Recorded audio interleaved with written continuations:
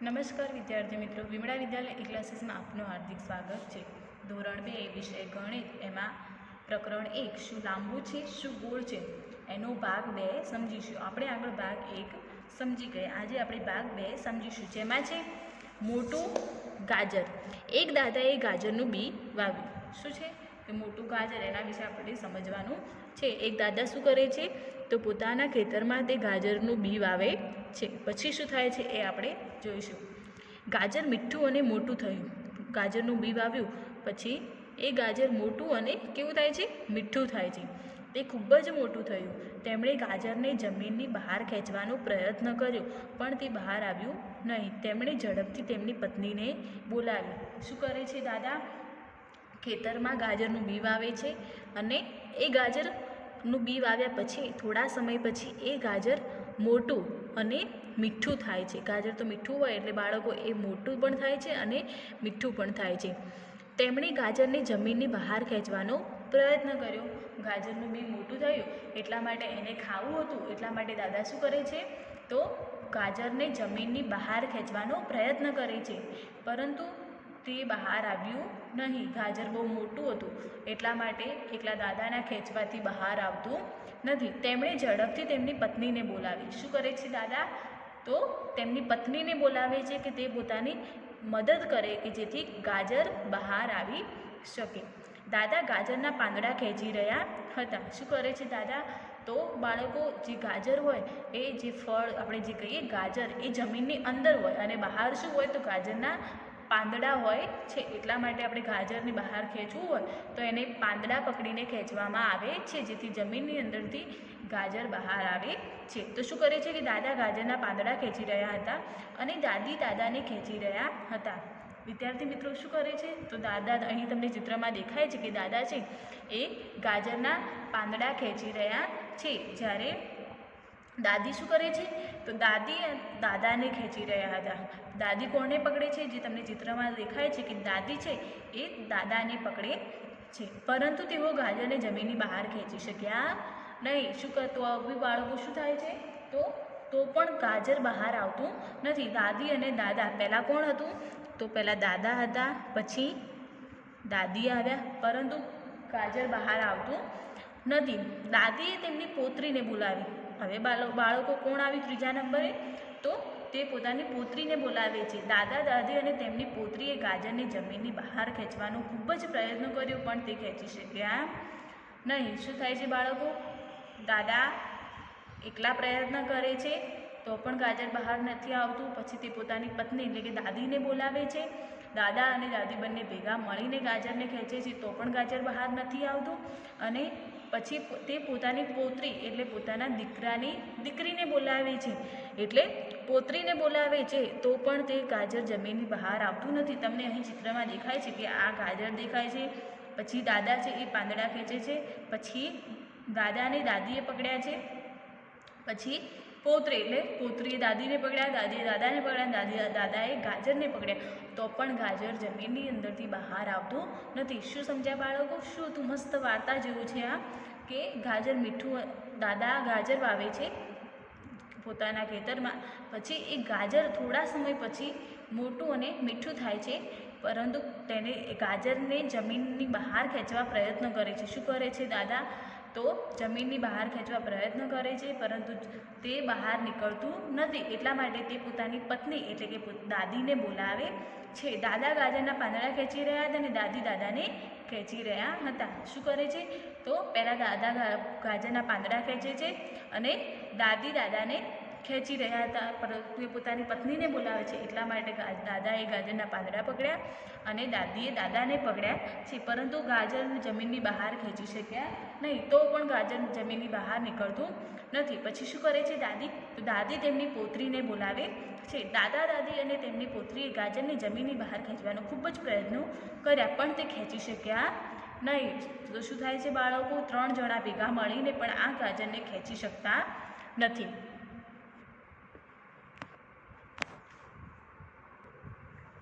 પોત્રીએ કૂતરાને બોલાવ્યો। દાદા, તેમના પત્ની, તેમની પોત્રી અને કૂતરા બધાએ પ્રયત્ન કર્યો, તેઓ પણ ગાજરને જમીનની બહાર ખેંચી શક્યા નહીં। પછી શું કરે છે પૌત્રી કોને બોલાવે છે? તો એ કૂતરાને બોલાવે છે. એટલે કૂતરો કયા ક્રમે આવ્યો હવે બાળકો? પહેલાં દાદા, દાદી, તેમની પૌત્રી અને પછી કૂતરો. એટલે કૂતરો કયા ક્રમે આવ્યો? ચોથા ક્રમે હવે કૂતરાને બોલાવે છે. દાદા, તેમના પત્ની, તેમની પૌત્રી અને કૂતરા બધાએ પ્રયત્ન કર્યો. કોણ કોણ પ્રયત્ન કરે છે? દાદા, દાદી, તેમની પૌત્રી અને કૂતરો. એમ કરીને 4 જણા પ્રયત્ન કરે છે. તેઓ પણ ગાજરને જમીનની બહાર ખેંચી શક્યા નહીં. 4 જણા ભેગા મળીને પણ ગાજરને ખેંચવાનો પ્રયત્ન કરે છે, તો પણ ગાજરને બહાર ખેંચી શકતા નથી. આથી કૂતરાએ બિલાડીને બોલાવી. શું કરે છે બાળકો? હવે કોણને બોલાવે છે? કૂતરાએ બિલાડીને. એટલે બિલાડીને કયો ક્રમ આવ્યો? તો 5મો ક્રમ. બોલાવી દરેક જણ ગાજરને ખેંચી રહ્યા હતા અને બિલાડી કૂતરાની પૂંછડી પકડી રહી હતી. બધા લોકો એકબીજાને પકડીને ખેંચી રહ્યા હતા અને કોણ પૂંછડી પકડે છે? તો બિલાડી કૂતરાની પૂંછડી પકડી રહી હતી. જે કૂતરો એને આગળના સ્થાને છે, જ્યારે બિલાડી પાછળ છે, એટલા માટે બિલાડી કૂતરાની પૂંછડી પકડીને ખેંચી રહી હતી. બધાએ પ્રયત્નો કર્યા છતાં ગાજર હલ્યું પણ નહીં.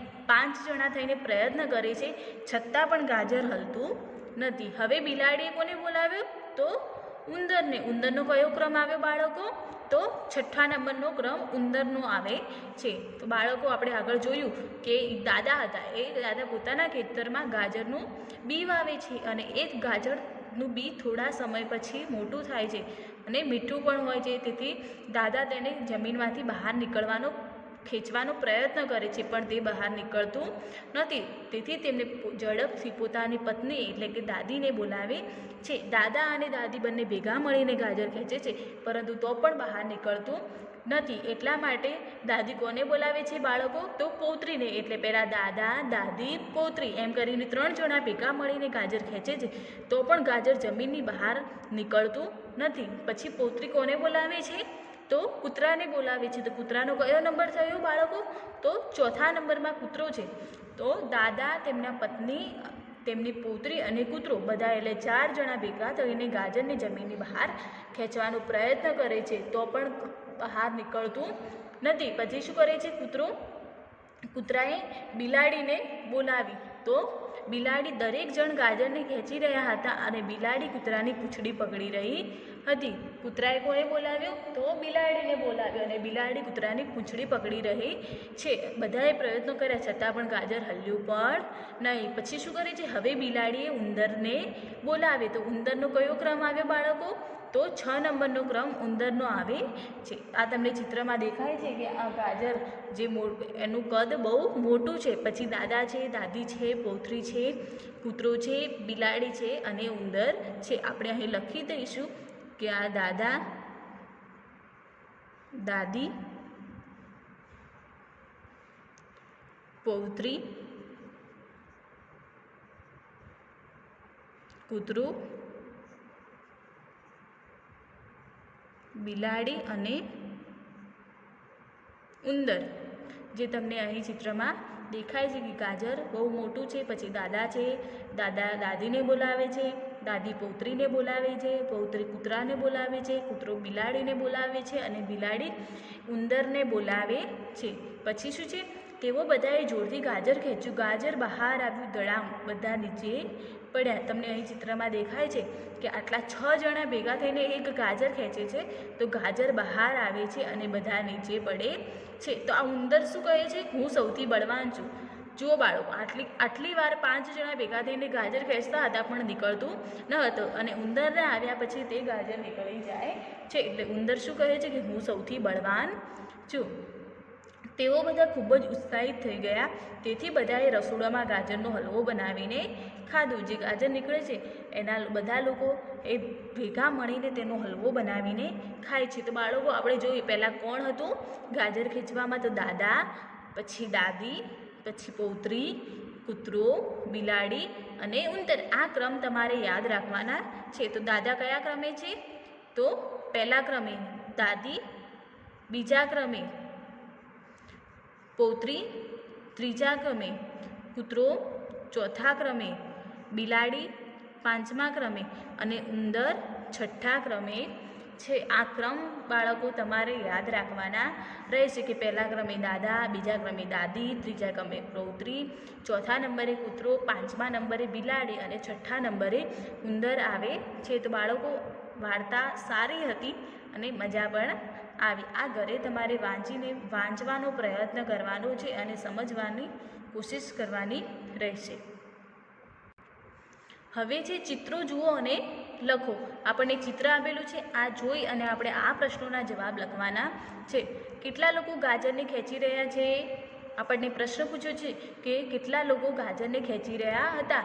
તો આપણે બાળકો આપણે આગળ વાર્તામાં પણ સમજી ગયા અને આ પણ આપણે જોઈશું કે કેટલા લોકો ગાજરને ખેંચી રહ્યા છે. તો આ ગાજર છે, પછી દાદા, દાદી, પૌત્રી, કૂતરો, બિલાડી અને ઉંદર. આપણે ફરી અહીં લખી દઈશું કે આ દાદા છે, દાદી, પૌત્રી, પછી કૂતરો, બિલાડી અને ઉંદર.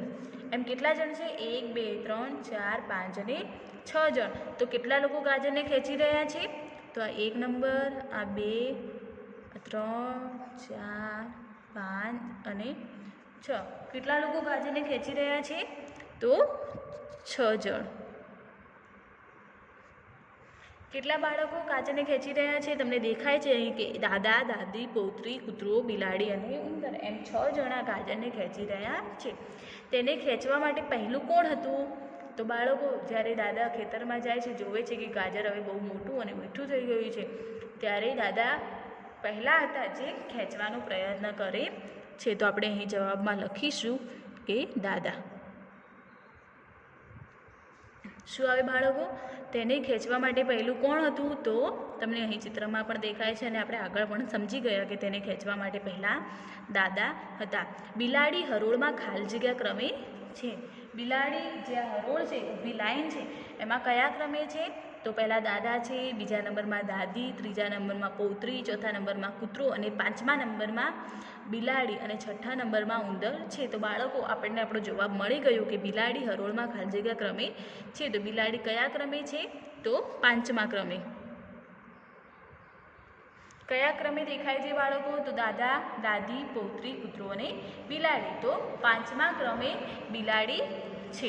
પછી જે ગાજરને ખેંચવામાં ચોથું કોણ હતું? જ્યાં ગાજર છે એને ખેંચવામાં ચોથા નંબરમાં કોણ હતું? તો પહેલાં દાદા, બીજા નંબરમાં દાદી, ત્રીજા નંબરમાં પૌત્રી અને કયો ક્રમ કીધો છે આપણને? ચોથા નંબરમાં. તો ચોથા નંબરમાં કોણ છે? તો કૂતરો. તો આપણે અહીં લખીશું કૂતરો. ગાજરને ખેંચવામાં ચોથા નંબરમાં કોણ હતું? તો કૂતરો હતું. બિલાડી મદદે આવી તે પહેલાં કેટલા લોકો ગાજરને ખેંચી રહ્યા હતા? બિલાડી જ્યારે મદદ માટે આવી છે એની પહેલાં કેટલા લોકો ખેંચી રહ્યા હતા? તો દાદા, દાદી, પૌત્રી અને કૂતરો. પછી તો બિલાડી આવી જાય છે. તો એના પહેલાં કેટલા જણ થયા? 1 2 3 અને 4 જણ. તો આપણે અહીં લખીશું 4. શું તો બાળકો કે બિલાડી મદદે આવી તે પહેલાં કેટલા લોકો ગાજરને ખેંચી રહ્યા હતા? તો 4 જણ. હરોળમાં ત્રીજા સ્થાને હોય તેના માથે ટોપી દોરો. આપણે અહીં હરોળ છે એમાં ત્રીજા સ્થાને કોણ છે? તો દાદા, દાદી અને પૌત્રી. તો આપણે પૌત્રીના માથે આપણે ટોપી દોરવાની રહેશે. તે તમારી જાતે દોરવાની છે. પછી હરોળમાં છઠ્ઠા સ્થાને હોય તેને મૂછ દોરો. હવે છઠ્ઠા સ્થાને કોણ છે?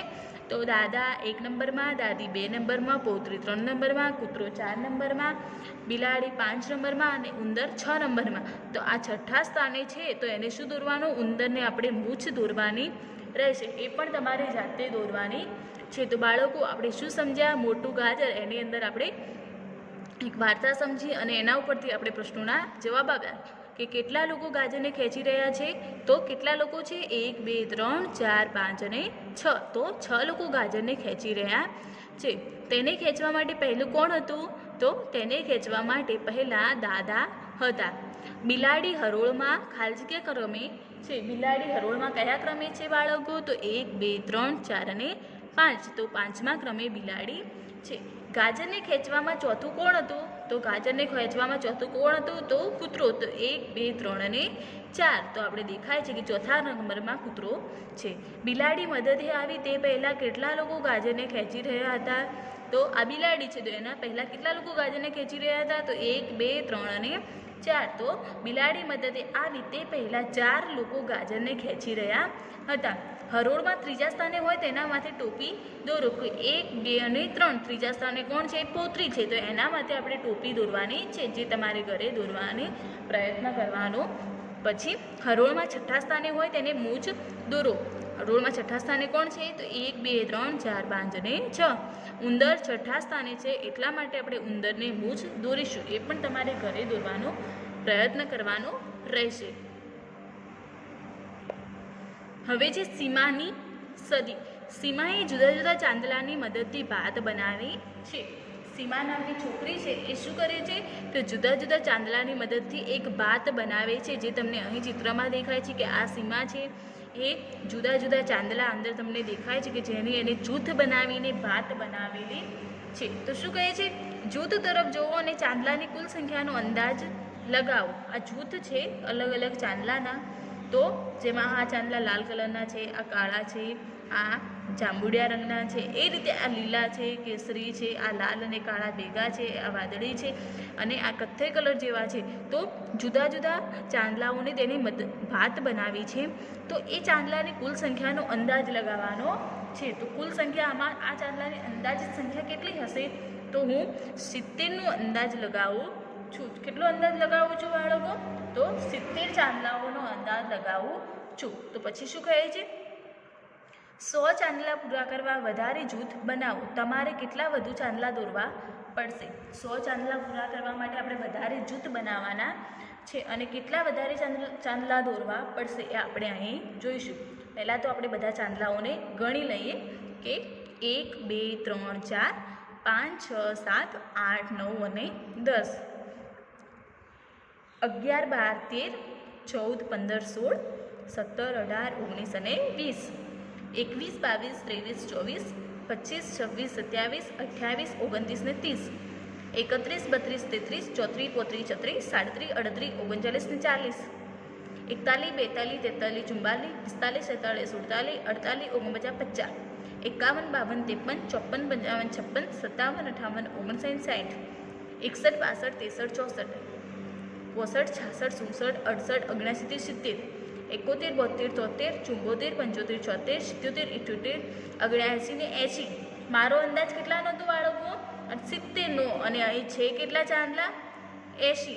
તો શું કહે છે આપણને કે 100 ચાંદલા પૂરા કરવા વધારે જૂથ બનાવો. 80 ચાંદલાની જોડ અહીં છે અને આપણે કેટલા પૂરા કરવાના છે? 100.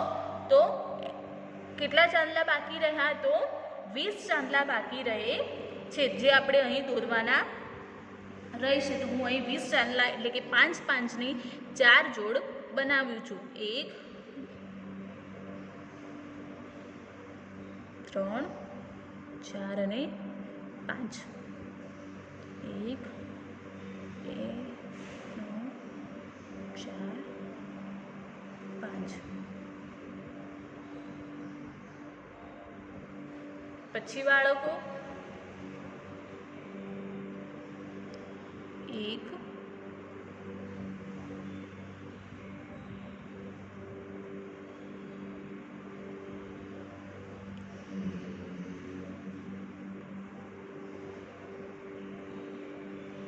5 5ને હું 4 જોડ બનાવીશ એટલે મારે 4 થઈ જશે.